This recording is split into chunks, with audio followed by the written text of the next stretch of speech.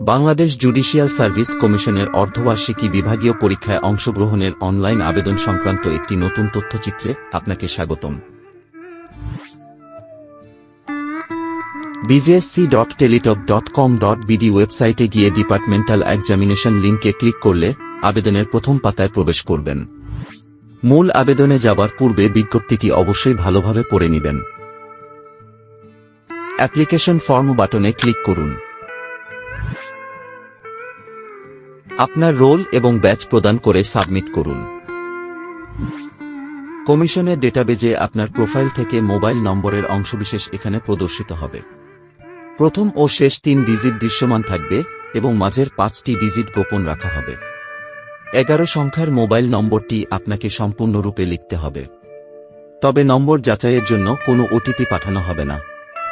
সঠিক হলে আপনি মূল আবেদন ফরমে প্রবেশ করবেন।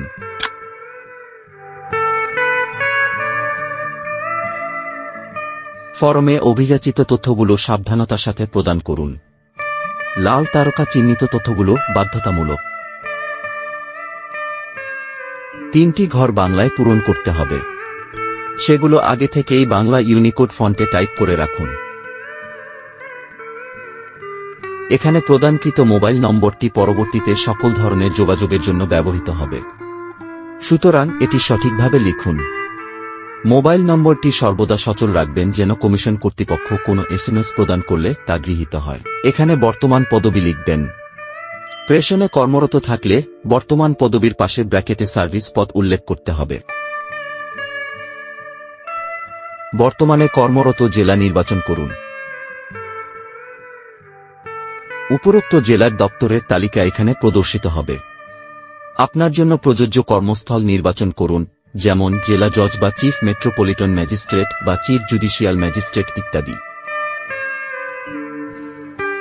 আপনার যোগদানের তারিখ প্রয়োজন হবে। আগে থেকেই এটি হাতের কাছে রাখুন। গ্রেডেশন সিরিয়াল থাকলে লিখুন, অন্যথায় ফাঁকা রাখুন। ইতপূর্বে অর্ধবার্ষিকী বিভাগীয় পরীক্ষায় অংশগ্রহণ করে থাকলে তখন যে বিষয়ে কৃতকার্য হয়েছিলেন সেগুলোতে টিক চিহ্ন দিন। এগুলোতে আর পরীক্ষা দেবার প্রয়োজন নেই।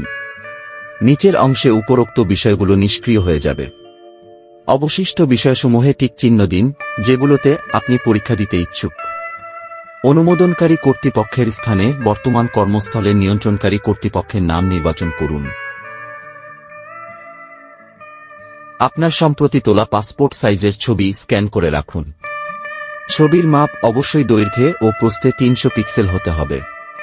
ফাইল সাইজ সর্বোচ্চ 100 কিলোবাইট এবং ধরন অবশ্যই জেপিজি হতে হবে। একটি পরিষ্কার সাদা কাগজে স্বাক্ষর করে স্ক্যান করে রাখুন। স্বাক্ষরের ছবির মাপ অবশ্যই দৈর্ঘ্যে 300 ও প্রস্থে 80 পিক্সেল হতে হবে। ফাইল সাইজ সর্বোচ্চ 60 কিলোবাইট এবং ধরন অবশ্যই জেপিজি হতে হবে। ছবির দৈর্ঘ্য, প্রস্থ ও সাইজ ঠিক করার জন্য আপনি photobit.com ওয়েবসাইটে সাহায্য নিতে পারেন। এখান থেকে খুব সহজে ছবি ও স্বাক্ষরের আকার ও সাইজ ঠিক করে নিতে পারবেন। সাইটটিতে একটি ভিডিও টিউটোরিয়াল দেওয়া আছে, প্রয়োজনে দেখে নিতে পারেন। ছবি ও স্বাক্ষর সংযুক্ত করুন।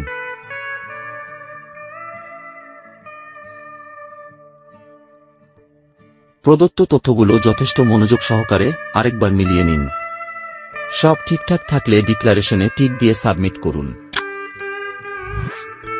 অভিনন্দন, আপনার আবেদনটি সফলভাবে সাবমিট হয়েছে। এটি আপনার অ্যাপ্লিকেন্ট কপি।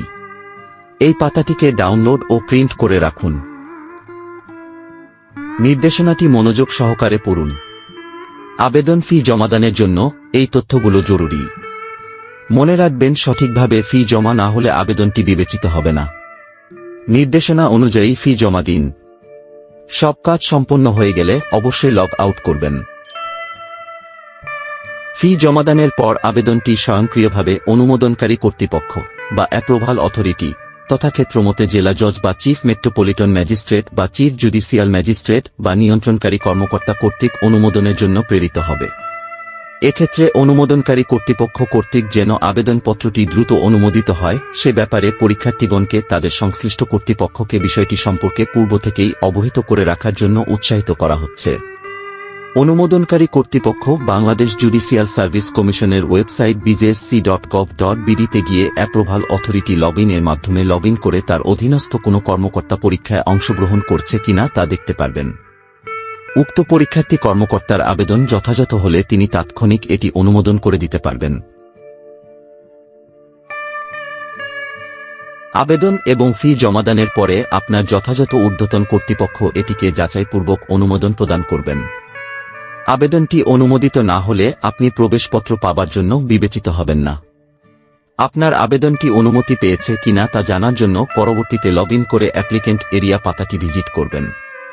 এছাড়াও অ্যাপ্লিকেন্ট এরিয়া থেকে ফি জমাদানের আপডেট জানতে পারবেন এবং অ্যাপ্লিকেন্ট কপি ও অ্যাডমিট কার্ড ডাউনলোড করার লিঙ্ক পাবেন। এই ছিল আমাদের এবারের আয়োজন। এই সংক্রান্ত আরও আপডেট পেতে চ্যানেলটিকে পছন্দের তালিকায় রাখুন। ভালো থাকুন, সুস্থ থাকুন, সুন্দর থাকুন। ধন্যবাদ।